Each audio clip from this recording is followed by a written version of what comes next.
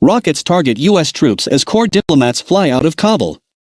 U.S. anti-missile defenses intercepted rockets fired at Kabul's airport on Monday, as the United States flew its core diplomats out of Afghanistan in the final hours of its chaotic withdrawal. The last U.S. troops are due to pull out of Kabul by Tuesday, after they and their allies mounted the biggest air evacuation in history, which brought out 114,000 of their own citizens and Afghans who helped them over 20 years of war. 2 U.S. officials said the core diplomatic staff had withdrawn by Monday morning. They did not say whether this included top envoy Ross Wilson, expected to be among the last to leave before the final troops themselves. A U.S. official said initial reports did not indicate any U.S. casualties from as many as 5 missiles fired on the airport. Islamic State enemies of both the West and the Taliban claimed responsibility for the rocket attacks. The rockets followed a massive Islamic State suicide bombing outside the teeming airport gates on Thursday, which killed scores of Afghans and 13 U.S. troops. In recent days, Washington has warned of more attacks, while carrying out 2 airstrikes. It said both hit Islamic State targets, including one on Sunday it said thwarted an attempted suicide bombing by blowing up a car packed with explosives in Kabul, but which Afghans said had struck civilians. Tuesday's deadline for troops to leave was set by President Joe Biden, fulfilling an agreement reached with the Taliban by his predecessor Donald Trump to end Washington's longest war.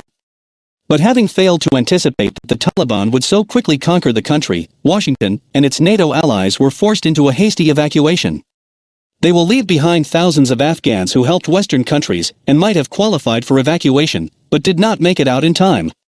The Taliban, who carried out public executions and banned girls and women from school or work when last in power 20 years ago, have said they will safeguard rights and not pursue vendettas. They say once the Americans leave, the country will at last be at peace for the first time in more than 40 years. But countless Afghans, especially in the cities, fear for their futures. And the United Nations said the entire country now faces a dire humanitarian crisis, cut off from food aid amid a drought, mass displacement and COVID-19. The evacuation effort has undoubtedly saved tens of thousands of lives, and these efforts are praiseworthy, said UN Refugee Chief Filippo Grandi. But when the airlift and the media frenzy are over, the overwhelming majority of Afghans, some 39 million, will remain inside Afghanistan. They need us, governments, humanitarians, ordinary citizens, to stay with them and stay the course. A Pakistani plane flew 12.5 tons of World Health Organization medical emergency and trauma kits on Monday to the northern city of Mazar-i-Sharif, the WHO's first supplies to Afghanistan since the Taliban takeover.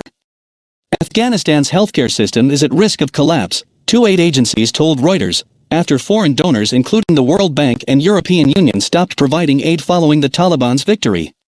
Outside the airport in Kabul, people described themselves as forsaken by the departing foreign troops. "We are in danger," said one woman.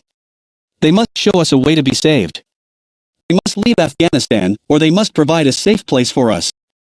Afghan media said Monday's rocket attack was launched from the back of a vehicle. The Pajwak news agency said several rockets struck different parts of the Afghan capital. "People are terrified and worried about the future, worried that the rocket launching might continue," said Faro Danish, a Kabul resident near the wreckage of the car from which the rockets were launched.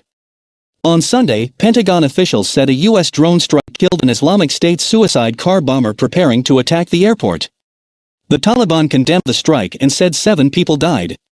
The New York Times quoted family members as saying it killed 10 people, including 7 children, an aid worker for an American charity, and a contractor with the U.S. military. U.S. Central Command said it was investigating reports that civilians were killed. "We know there were substantial and powerful subsequent explosions resulting from the destruction of the vehicle, indicating a large amount of explosive material inside that may have caused additional casualties," it said.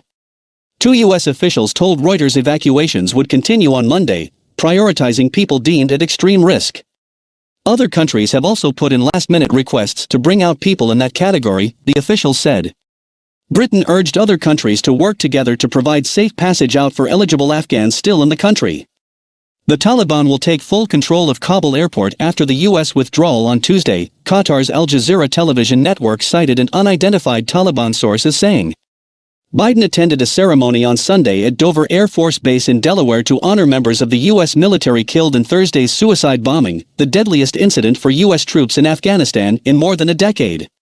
As the flag-draped transfer caskets carrying the remains emerged from a military plane, the president, who has vowed to avenge the Islamic State attack, shut his eyes and tilted his head back. 5 of the fallen service members were just 20, as old as the war itself. The departure of the last troops will end the US-led military intervention in Afghanistan that began in late 2001, after the Al-Qaeda September 11 attacks on the United States. US-backed forces ousted a Taliban government that had provided safe haven for Al-Qaeda leader Osama bin Laden, and have engaged in a counterinsurgency war against the Islamist militants for the past 2 decades.